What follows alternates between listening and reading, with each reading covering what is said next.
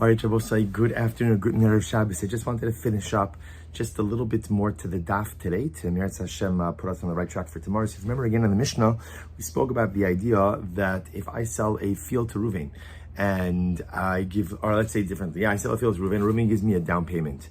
So that at this point in time, who is able to consume the payros? So this is the fundamental machlokas we are dealing with. In other words, in the interim, between the time of the down payment and the time that the sale is finalized, who gets to consume the produce? So if you remember again, this was a machlokas. Rav Huna says, mocher, it is the seller who consumes the produce. And Rav Ravanan said essentially we put the payros in escrow. We kind of wait just to see what exactly is going to unfold over here. So the Gemara says as follows. The Gemara says it's not really a machlokes. The Gemara answered it's not a machlokes. Rather, it's referring to two different cases. One is talking about a case, Rav Huna, when he says it's the seller who eats the payros, he's talking about a case where I say to Reuben, listen, thank you for the down payment. The sale will be finalized and the field will become yours at the time that you go ahead and you give me complete payment. So when that occurs, it's yours. Meaning, and up until that point in time, it belongs to me, the seller. So because it belongs to me, the seller, therefore, I get to eat the payros. Rav Anan, on the other hand, the Gemara says, is referring to a case where I say, okay, give me the down payment now. And then at the point when you go ahead and you give me the rest of the money, retroactively, it will become your field to the moment, retroactively chal to the moment you gave me the down payments. Now the problem just is, so again, who is considered to be the owner of the field? So on one hand, if I go ahead and if I, the owner, consume the payros in the interim and Reuven doesn't buy the field, then it's a potential issue ultimately again of ribbis and vice versa. So therefore again, that would be the situation where halacha l'maisa, we would put the payros in escrow. So Gemara says, Tani Rav Safra, but ribbis de Rabbi Chia. So Rav Safra, when he was teaching the sugya of ribbis in the yeshiva of Rabbi Chia, he said as follows. He says, Pamim sheshnei mutarin. There are times where both the seller and the purchaser are permitted to eat the produce. Pamim sheshnei masurin. There are times when both of them are prohibited to go ahead and consume the produce. Upamim shamocher muter velokeach aser. And there are times where the seller is permitted, but the purchaser is prohibited. Upamim shalokeach muter umocher aser. And then there are other times where the purchaser is permitted and the seller is prohibited. So 4 different cases. So Ani Rava Basrei. So now Rava explained Rav Safra's rulings. Let's go through all of these cases. Case number 1. Pamim sheshnei mutarin. So what's the situation where both the buyer and the seller are permitted to take part of the produce? The Amarle Kani Kishir Zuzach. So this is actually a pretty easy and straightforward case. I'm selling a field to Reuven. Reuven gives me a down payment. I say, great, Reuven. So let's say I'm selling him a field for $10,000, and Reuven gives me a down payment of $1,000. I say, great, you've now acquired 1/10 of the field. So because Reuven has acquired 1/10 of the field, he gets to eat 1/10 of the produce, and I get 9/10 of the produce. So that's a case where both of us have the ability to consume the produce.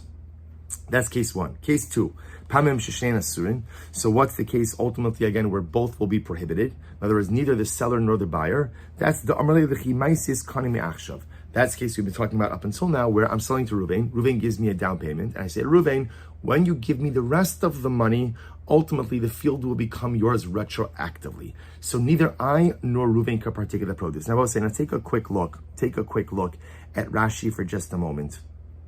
Rashi says over here, it's actually, go back to Rashi, in the Mishnah. It's 3 lines, I'm on the top, Aser. Rashi says, Lasos kin v'davka da amarle l'chi maisis mos ramos kaname achshav l'fichach. Now, Rashi just walks through this. I didn't get a chance to do this in Shir, so let's take a look at it now. Rashi says, explains this case. L'fichach, Aser Lasos kin, shim yochal mochal peres v'sochas. So let's play this out. I sell the field to Reuven, and it's $10,000. Reuven gives me $1,000. I say, Reuven, when you pay me the rest of the money, the field will become retroactively yours to this point. So now, who gets to eat the produce? So Rav Safra posits that neither the seller nor the buyer gets to eat the produce. This is the case of the Mishnah. What's the problem over here? So look at Rashi.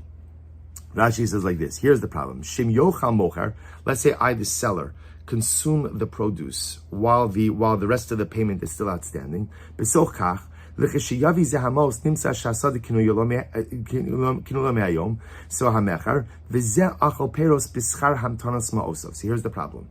If Reuven pays up the rest of the purchase price, so then it turns out that the field is retroactively Reuven's from the time that he gave me the down payment. Now, if I, the seller, have been consuming the produce this entire time, that means I'm getting both the payment and the produce. That's ribbis. So that's if Reuven makes good on the sale. So therefore, again, I, the seller, can't eat the produce. In the event that Ruvain consummates the sale, finishes the sale, retroactively it's his. If I'm eating produce that whole time, then I'm in violation of ribis. On the other hand, so let's say, okay, so let Ruvain eat the produce. Shema lo yavi mos ramos. Maybe Ruvain will not consummate the sale. He won't finish the sale. And what's going to happen? I'm going to give him back his money. V'yachzor lo zeh ma shekibel. V'nimtza shlo haisa sadikinu yalo. Dahal l'chi maisis kanei me'achshav amarle. V'halo aisiu mos harishonos kimil v'ba'al mahavu. Eitzel mocher zeh. V'zeh achal peres b'scharo. So then if Ruvain doesn't finish the sale, then I'm going to return his money. And if he's been consuming the produce this entire time, remember, then the money that he deposited with me effectively becomes a loan. So I'm returning him his money. Plus, he's consumed the produce, so it's ribis. So therefore, I will say, in that case where you have a down payment and a retroactivity clause, neither party, if Safra says, the Mishnah says, neither party is permitted to consume the peiros. Okay, that's our case. That's case number 2. Case number 3. Pamim mocher muter v'lokeach aser. There are times where the seller is permitted to consume the produce and the purchaser is not. What's that case? The amarle lichi maisis kani. That's a case where I say, I'm selling the field to Ruvain and say, Ruvain, thank you for the down payment. When you bring me the rest of the money, the field is yours. But up until that point in time, I'm retaining ownership. So because I'm the owner, therefore I am permitted to go ahead and consume the produce. Good. Case 3. Case 4. Pamim shalokeach muter umocher aser. There are times where the purchaser is permitted to eat the produce, but the seller is not. What's that case? The amarle kane me'achshav, the zuzoi lehavu halva gabach. Interesting case. That's where I say to Ruvain. Right? I say to Ruvain, here is, Ruvain gives you the down payment. The field is yours as of now, and the rest of the purchase price is a loan upon you. In that case, the purchaser is permitted to go ahead and eat the produce, but the mocher would not be able, because if the seller were to eat it, then the consumption of the produce would constitute ribis. Beautiful. So mantana shnei masurin. So who is the one who says in the case, right? In the case of where we have the retroactivity clause, whose opinion is reflected in this idea that neither the seller nor the buyer could consume the produce? Rav Huna b'Rav Yoshua delok Rabbi Yehuda. I could tell you who it's not. So I'm not going to tell you who it is, but I'll tell you who it's not. It's not Rabbi Yehuda. Why di Rabbi Yehuda? Of course, we had this before. Ha'amar sad echad beribis mutter. Remember again, Rabbi Yehuda holds that in order for a transaction to be prohibited as a ribis transaction, what has to happen? It has to definitively result in ribis. If you have a transaction that may result in ribis, but may not result in ribis, then ultimately Rabbi Yehuda says that's called sad echa beribis. There's one scenario that could create a ribis situation, and therefore halacha l'maisa, Rabbi Yehuda holds that is not a ribis transaction. So again, Rabbi Yehuda's idea is that in order for a transaction to be problematic als ribis, it must definitively result in ribis. If you remember again, in the case of the retroactivity clause, we're just concerned about a possibility of the transaction resulting in ribis, but it's not definitive. It's not definitive. So the Gemara is just pointing out, I'm not telling you who the case is reflecting of or whose opinion it reflects, but I'll tell you who it's not.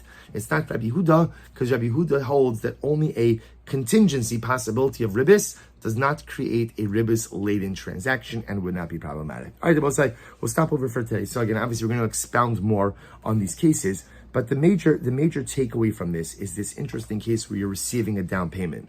So now, again, if I'm receiving a down payment, and now the which means the purchaser has to obviously pay me the rest of the money. So what happens with produce in between the time of the down payment and the time of the furnishing of the rest of the purchase price?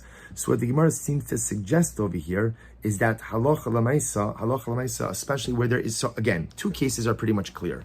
In a case where Ruvain gives me a down payment, and I say, okay, the field will become yours when you give me the rest of the money. That means the field is mine until Ruvain fully pays up. If that's the case, I'm absolutely permitted, the seller, I'm permitted to consume produce that entire time. That's not a shaila.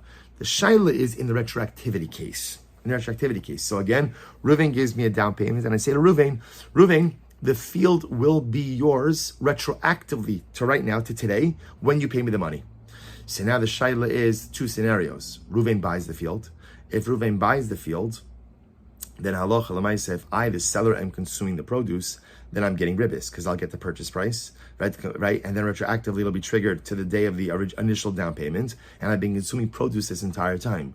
If Ruvain defaults and Ruvain, the purchaser, has been consuming produce, then I return his money, that's the loan amount, and he's been consuming produce, that's the ribis amount. So therefore, it seems to be in that case with the retroactivity clause, we don't allow anyone to consume produce. That's reflective of the majority opinion. Doesn't agree with Rabbi Yehuda, because Rabbi Yehuda holds whenever you only have the possibility of ribis, but not definitive ribis, Rabbi Yehuda holds that it's not a ribis transaction. Rabbi Yehuda would hold this case as mutter, but we do not paskin that way. That way, paskin like the statement in the Mishnah. All right, the Bosai, shkoyach, now we're up to date, and looking forward to Baruch Hashem to another week of learning together. It's been such a schus to learn this incredible back. Difficult, a lot to hold on to, but what a schus to dwell together. Good night of Shabbos, everyone, and Kol Tov.